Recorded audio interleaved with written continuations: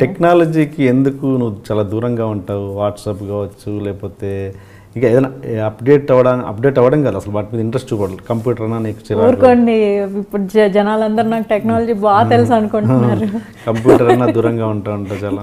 ఇప్పుడు ఇలా నిజం తెలిసేసేస్తే నా ఫోన్లో నా మెయిల్స్ అన్ని హ్యాక్ చేస్తారు. నాకు టెక్నాలజీ తెలియదంటే తెలియదు కాదు, దానికి దూరంగా ఉంటాను. తెలియదని కాదు, నీకు ఆపరేట్ చేయడం రాదని కాదు, అది కాదు, తెలీదు. నాకు దూరంగా ఉండడం అనేది, నా కంప్యూటర్ అంటే ఫస్ట్ నుంచి చిరాకు. ఎందుకో నచ్చదు కంప్యూటర్ నాకు. ఫస్ట్ మా మమ్మీ బలవంతంగా నన్ను కంప్యూటర్ క్లాసులకు పంపించింది బళ్ళారిలో. ఓకే, ఏడ్చుకుంటూ వెళ్ళేదాన్ని.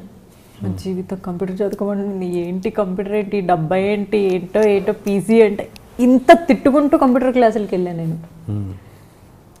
తర్వాత 2009లో నేను ఫస్ట్ టైం కంప్యూటర్ తీసుకొని దాన్ని ఆపరేట్ చేసింది. నా పేరు టైప్ చేయడానికి నాకు మోర్ దాన్ 1 minute టైం పడుతుంది. వెతుక్కుంటాను కీబోర్డ్లో. మా జీవితం ఏంటో, ఇదంతా వెరైటీగా ఇలా ఉండేదాన్ని.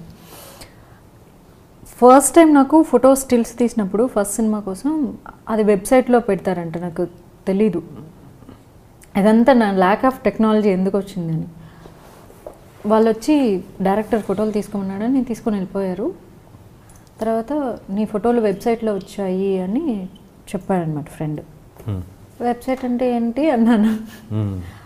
అంటే ఇప్పుడు నీకు ఎలా చెప్పాలి, ఇప్పుడు నువ్వు పేపర్లు ఏమొస్తాయి అని, న్యూస్ వస్తాయి. ఏం న్యూస్ వస్తాయి? అన్ని న్యూస్ వస్తాయి. ఓకే, టీవీలో ఏమొస్తాయి? అట్లే వస్తాయి. ఇది కూడా అంతే. వెబ్సైట్స్ అంటే నెట్ ఎక్కువ యూస్ చేసేవాళ్ళు న్యూస్ ఇందులో చూస్తారు, ఎంటర్టైన్మెంట్ ఇందులో చూస్తారు, వీడియోలు ఇలా రకరకాలు. సో వెబ్సైట్, ఒక వెబ్సైట్ SoCalled.com వెబ్సైట్లో ఇలా పెడతారు. అవునా, నువ్వు చెప్తుంటే బాగానే ఉంది కానీ నాకేం అర్థం కావట్లేదు అన్నాను. టు బీ హానెస్ట్లీ, ఇట్స్ ఓకేలో, నువ్వు తెలుసుకొని పెద్ద చేసేది ఏం లేదు, వదిలే అన్నారు. అంత పువర్ స్టేజ్ నుంచి. ఇది ఎప్పుడు 2007లోనే జరిగింది. 2009లో ఫస్ట్ నీకు ఫేస్బుక్ అకౌంట్ క్రియేట్ చేస్తాను అంటే, ఫేస్బుక్ అంటే ఏంటి అన్నాను. అయ్యో ఇప్పుడు ఏది ఇంతకుముందు ఏదో ఆర్కుట్ అండి, ఆర్కుట్ అంటే ఏంటి అని అడిగాను. అంటే ఫ్రెండ్స్ని మనం యాడ్ చేసుకోవాలి, వాళ్ళతో మనం కాంటాక్ట్లోకి వెళ్ళొచ్చు, మాట్లాడచ్చు. అంటే ఎవరో తెలియని వాళ్ళతో ఎందుకు ఫ్రెండ్షిప్ చేసుకోవడం అని. నీకు కలం స్నేహం అంటే ఇష్టం కదా చిన్నప్పటి నుంచి అన్నాడు. చాలా ఇష్టం. సేమ్ ఇది కూడా అంతే. అప్పట్లో పెన్నులు లెటర్స్తో ఎవరో తెలియని వాళ్ళకి మనం కలం స్నేహం అనే పేరుతో చేసేది, ఇప్పుడు జస్ట్ ఇంటర్నెట్లో చేస్తారు అంతే. ఫేస్బుక్ కూడా అంతే. నీకు ఐడి క్రియేట్ చేసిస్తాను, ఓన్లీ మన మూవీ పీపుల్ని ఒకటే యాడ్ చేస్తాను, చాలామంది డైరెక్టర్స్ యాక్టర్స్ ఇందులో ఉన్నారు, సో వాళ్ళని యాడ్ చేసిస్తాను చెప్పారు.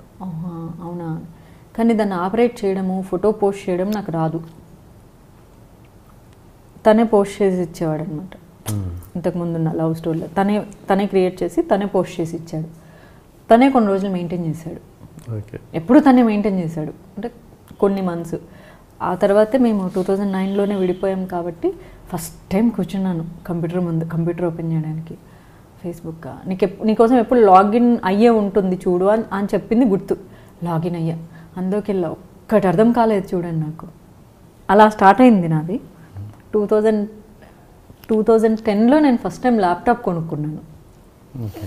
ఆ ల్యాప్టాప్ మీద కుస్తీలు పడ్డాను చూడండి, ఫ్రెండ్స్కి ఫోన్ చేసి ఈ బటన్ నొక్కితే ఏమొస్తుంది, ఈ బటన్ నొక్కితే ఏమొస్తుంది అని.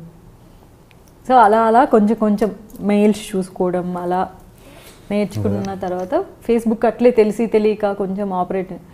ఇప్పటికీ నాకు సెట్టింగ్స్లోకి వెళ్తే ఏమేమి ఉంటాయో నాకు పూర్తి డీటెయిల్స్ తెలియవు. పోస్ట్ చేయడం, స్టేటస్ రాయడం, ఎడిట్ అనే ఆప్షన్ ఉంది కాబట్టి ఓహో ఇక్కడ ఎడిట్ ఉంటుందా అని జస్ట్ చూసుకోవడం.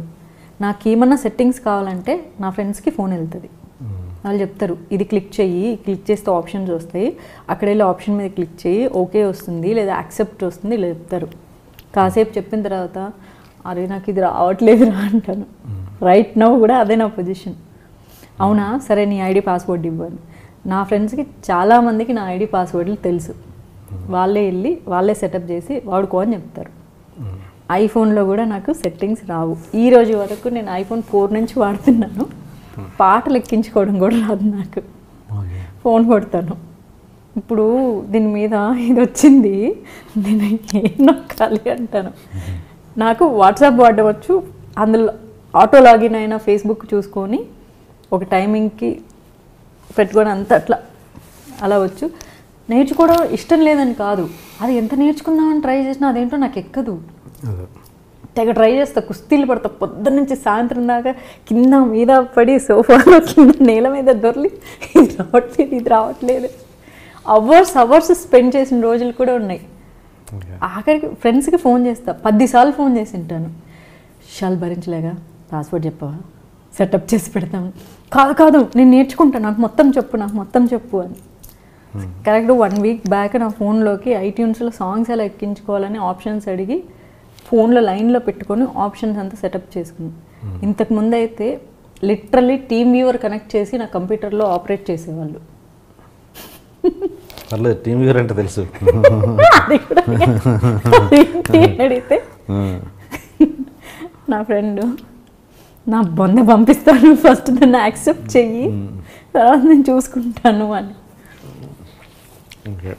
అలా బతికేస్తున్నానండి. ఇంట్రొడక్షన్ కొంచెం హెవీగా ప్లాన్ చేశాం సార్. అసలు ఏంటి అన్యాయం, ఏంటి దౌర్జన్యం? 3 రోజుల నుంచి మోసం ఉన్నట్టున్నాయి మొక్కలు. ఎవర్రా మీరు? జూనియర్ ఆర్టిస్ట్ ఉన్నది కూడా లేదు కదా, ఎక్కడ పట్టాడు రా బాబు వీడిని. I love you. పోతారా రే, నాశనం అయిపోతారు. జిమ్మి అన్నారేమి? ఇదే సార్ జిమ్మి. అవులే ఆన్లైన్ అవుపిస్తున్నా నీకు. Hey where are the couple, I want to shoot. ముందు కలర్ తెలెట్టుకుని మా కండిషన్ చూడరా Kaabil. So please do subscribe to Lolo K please. iDream 1 million subscribers ki reach ayindandi. Congrats to iDream Media on reaching 1 million subscribers. iDream Media on 1 million subscribers reach Islamco. All the best and congratulations to you. Congrats iDream. Keep up the good work and continue to entertain.